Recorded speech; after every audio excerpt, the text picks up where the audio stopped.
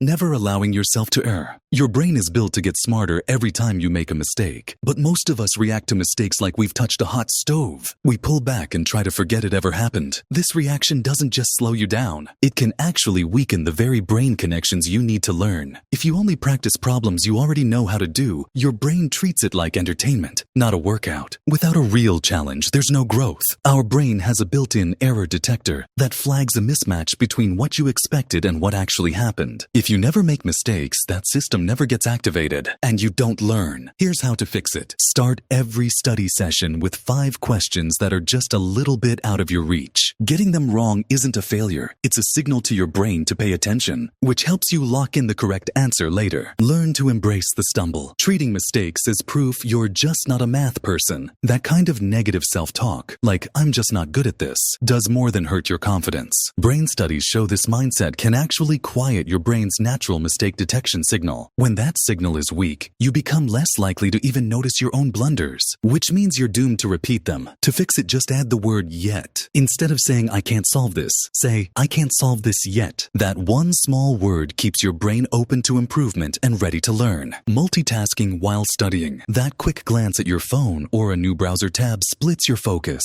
When your attention is divided, your ability to spot errors gets cut in half. You won't even realize you dropped a negative sign or mixed up a historical date. The mistake slips by and your brain might store that wrong information as a fact. To fix it, use 25-minute focus blocks. Turn off all your notifications. One task, one screen, one focus. Give your brain the full attention it needs to catch and correct its own mistakes. Cramming without a break. Cramming might feel productive, but it only shoves information into short-term memory. Your brain needs downtime to process new material, find any contradictions, and fix incorrect ideas. If you skip those breaks, the wrong information can get stuck in your head for good. So next time you try to learn something, after every hour of learning, take 5 minutes to reflect. Write down what surprised you or what still feels confusing. Taking a moment to think about what you've learned is how you truly correct your own misunderstandings. Figuring out how we learn is a journey, and this is just the start. If you're as fascinated by this as I am, I'd love for you to join me on my newsletter. Every week I share one brain hack, one learning method, and one productivity tip you can use right away. It's completely free, and you can subscribe by clicking the link in the description below. Ignoring the feeling of making a mistake. Let's be honest, making a mistake stings a little, but how you handle that feeling is critical. Studies show that when students constantly avoid that feeling, their brains stop getting a hit of dopamine. They fall into a state of learned helplessness, where the brain decides trying is pointless. But you can fix this.